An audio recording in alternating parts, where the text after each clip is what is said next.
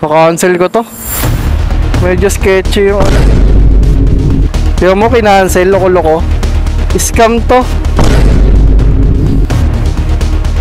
Scam to mga tol.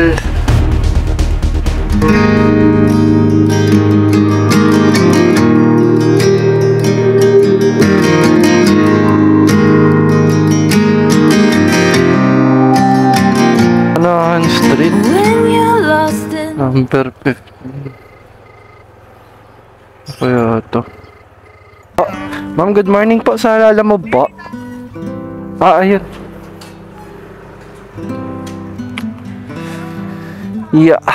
Okay. First book yaw. Yun, kuya, babayaran mo na magdating. Sige ma'am. I-Gcash na ma'am?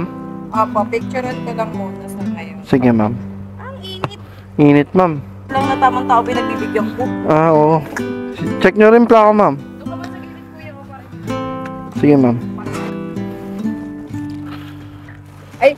Ano nito ma'am, labubo? Hindi. Kala ko labubo. So yan guys, we got our first booking of the day and para alam mo yung manika na ano, labubo ba yun? Hindi kala ko labubo pero sabi ni ma'am, nagbebenta rin siya nun pero ibang manika ata to. Our first booking, papunta siya ng Manila. Alam kong medyo mahihirapan ako kumuha ng bukyaw dito dahil pa Manila. Unlike naman yung mga Parañaque, Muntinlupa, medyo madadalian pa ako dahil wala masyado nagsaswipe nun. Pero pag itong papuntang Manila, nagagawan yung mga rider. 28 kilometers for 161, ay 28 kilometers for 161 pesos. Grabe yung rate no? Pag wala talagang kasabay, lots. Sana magkaroon, pero kung wala, ay wala talaga, ganun talaga So, let's see mga tol, tignan natin kung may makakasabay tayo. And let's go! Grabe guys, sobrang ganda talaga na itong Toyota Hilux na GR na pickup. So, minamanifest ko na magkakaroon ako niyan. Sobrang ganda naka white body. I mean, white body na talaga siya. Ganda. Minamanifest ko na magkakaroon ako niyan. It's either Raptor or Toyota Hilux. Manifest, ganoon lang yan mga tol. Pag may pangarap ka, kailangan mong panggigilan. Malay mo naman one day, di ba? Antay lang tayo saglit dito sa may Batasan kasi wala talaga tayong makuha sa San Mateo. Nakailang swipe na ako ng Pamanila, wala talaga akong makuha. Pati yung along the way, nakukuha rin. May mga lumalabas, mga Bacoor, ganun, mga Pakapite. Wala talaga.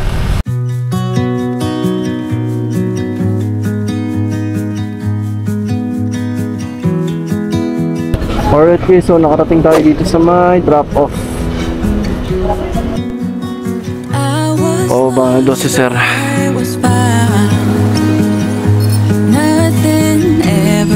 Sir, done po.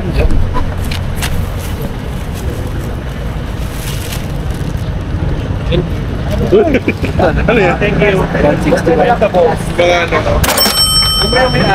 ba? Hello mga ka-shipvlogs. Pasama po kita. Ingat sir. So yun si sir nakakilala sa atin dito sa may Malate mga tol. Sama natin.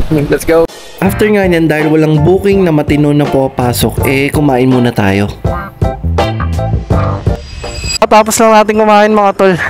Pahinga muna. Nagpahinga ako kasi hindi ganun kaganda yung mga pumapasok na booking sa totoo lang. Ngayon siguro na isang oras ako nagpahinga. Diyos ko po, kakabang ng booking. So may nakuha tayo dalawa siyang papuntang Muntinlupa. Isang pabono, isang hindi. Pinatos ko na to mga tol kasi sobrang baba talaga ng fare. Tapos wala talagang high demand kahit isa. Kahit isang booking wala akong nakitang high demand ngayon. Kaya kailangan pa rin nating palagan itong tumal na to kasi para hindi masayang yung labas natin, di ba? Sige po. Beyblade, uso pa pala to. Magkano to sir? 800? Sir. Thank you sir. Okay guys, yung item natin is Beyblade. Uso pa pala to, nakakatawa. Kasi ito yung nilalaro ko ng bata Yung mayroon pa nga itong labanan. Ano ba tag doon? Yung parang batya. Ang kulit. Galing. 800 na pala mahal Dati magkano lang ito 75 o ano. 75, mga ganito lang ito dati. Garments, dito ba to? Uy, lamig Ano yun, ma'am? Oyster? Sarap po. Buhay? Baka may saway dyan, ma'am. Fresh. Picturean niyo pa ako, ma'am. Hindi niyo na ako picturean? Ano ba yan?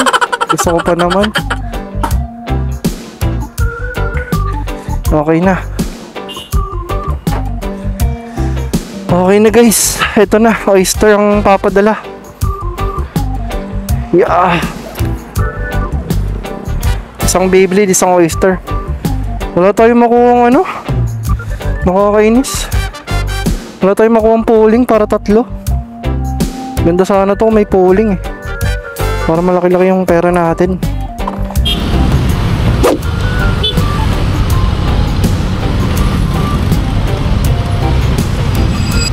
Okay dito, parang drive-thru ah. Yung ano, so dito yung village na may speed limit lang. Tapos kailangan mo talaga mag full stop. Dito talaga yung kailangan, no, katulad nun, may kailangan mo mag full stop dito sa kabila. Main road naman, nakikita mo naman may mga sign naman yan. So isa to sa mga iniiwasan ng mga rider itong village na to, kasi grabe talaga, sobrang higpit talaga dito. Okay na sir, salamat ah.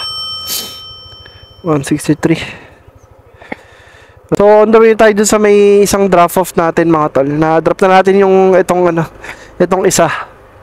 Tapos ayan, papunta na tayo, palabas na tayo dito sa may Ayala Alabang. Hindi ko napansin na Ayala Alabang pala tong pick, ano natin, drop off. Nawala na kasi sa sarili ko yung mga street dito eh. Oops, full stop. Baba mo muna pa ah. Para safe syempre, baba mo na yung paa mo para makita sa camera na nakababa talaga yung paa mo. Ganun lang naman eh, susunod ka lang naman dito eh, sa speed limit. So hindi naman ganun kahirap yung rules nila. Pero syempre 'di ba? Kailangan pa rin talagang ano, doble ingat kasi may natitikitan talaga dito eh. Full stop, tapos eh no, 30, 20. Trucks 20 lang. 31W nakalagay sir eh. May, okay. Sa may tulay ha. May tulay na maliit. Grabe, lalaki ng warehouse dito guys. Ayos, sumagot eh.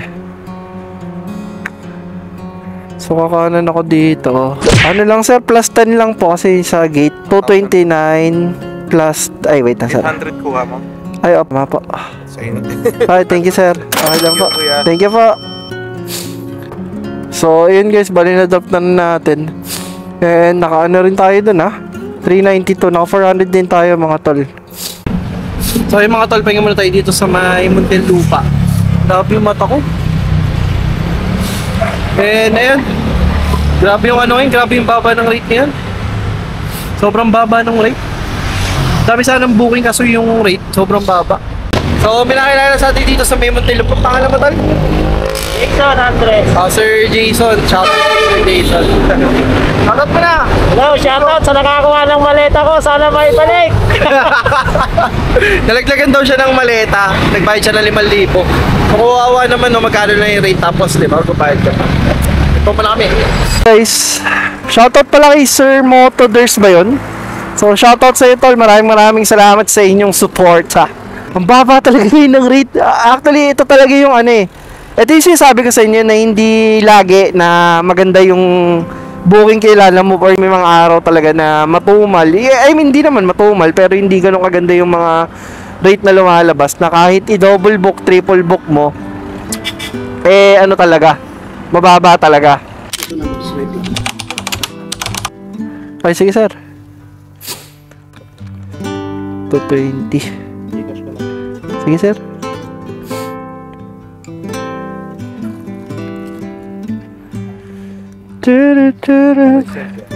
Sa ano pa? Gcash pa sir. Sige sir.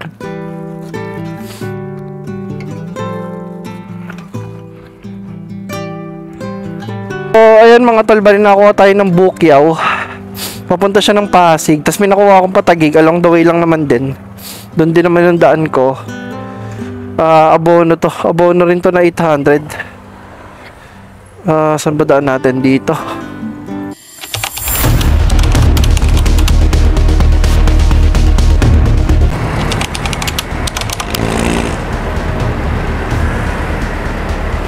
Naku, dito sagot. Sumagot ka na. Ayaw sumagot ng pick-up, punyeta. Hello po. Sir, sa Lalamove po ito? Opo. Sir, may pick-up po ba kay Sir Alvin po yung pick-up, sir? Yung Birkenstock daw? Opo. Sir, nandito na po kasi ako sa may East West Bank. Pa? Sige pa. Dito po kayo sa may mismong East West, sir? Okay, sige pa. Sir, may Aljon po ba dyan? Aljon? Sabi niyo taga East West daw siya. Mga apartment yan sa likod. Dito? Ayaw niya kasi magsabi ng ano, sabi niya, tinanong ko, sabi niya, taga-East ka ba talaga? Sabi niya, opo daw, palabas na nga daw siya. Medyo sketchy yung ano nila eh.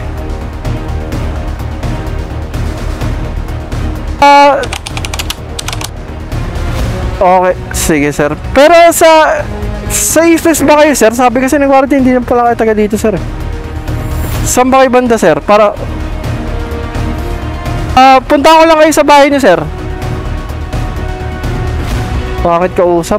Cancel to sa akin.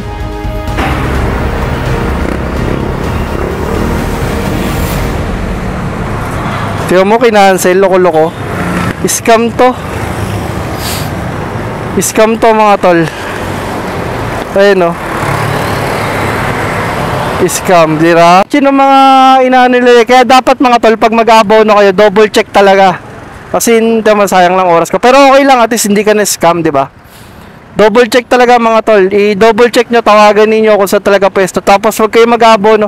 Ang sinabi kasi ng gwardiya, wala daw ganung pangalan doon. Kumbaga may apartment daw sa likod. Tapos kanina tinawagan ko yung pick up, sabi niya on the way na daw siya. On the way na daw siya. Tapos ang tagal. Tapos ayun nga, 'di ba, tinanong ko kanina sa gwardiya kung taga East West Bank siya. Tapos hindi naman pala. Sinabi niya taga East West Bank siya. Yung pala may apartment dun sa likod. Tapos nung sinabi ko, napupuntahan ko lang siya dun sa apartment sa likod, biglang kinancel nitong nag-pick yung itong booker or kung sino man itong nag-book na to. So ang balak nila siguro meet up ang gusto nilang mangyari. Tapos yun, kumbaga wala talagang habol yung ano, walang habol yung rider sa kanila kasi kung hindi mo tatanungin ng gwardiya, hindi mo malalaman na may apartment sa likod o baka nga hindi pa doon nakatira yung yung tao eh. Kasi ang tagal lumabas eh.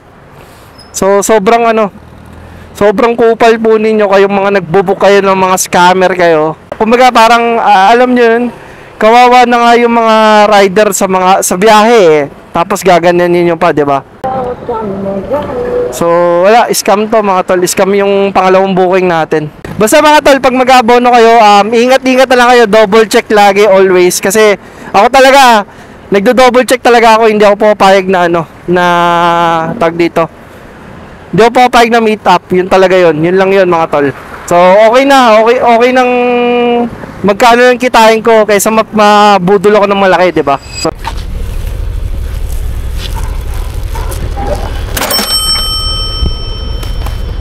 So, drop na natin mga tol.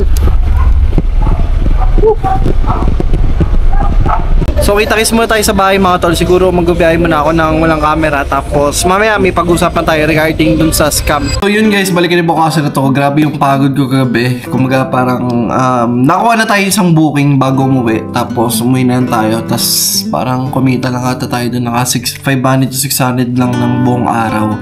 And yun yung sinasabi ko sa inyo na hindi talaga araw-araw maganda yung kitaan kilala mo. May araw talaga na kahit anong discarding gawin mo, may mga may mga times talaga na mahirap siyang pagsabayin or double book eh.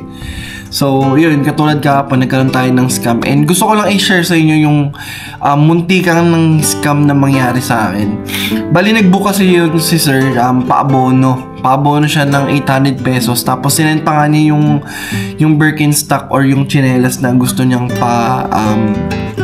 ipaabono.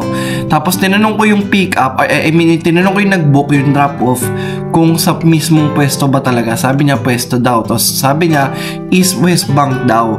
Tapos yun nga, nagtaka na ako na tinatawagan ko yung pick up, hindi makontak. Tapos minessage ko siya, sabi niya mali daw yung number na ibigay niya. Tapos paiba-iba na yung number na binibigay niya.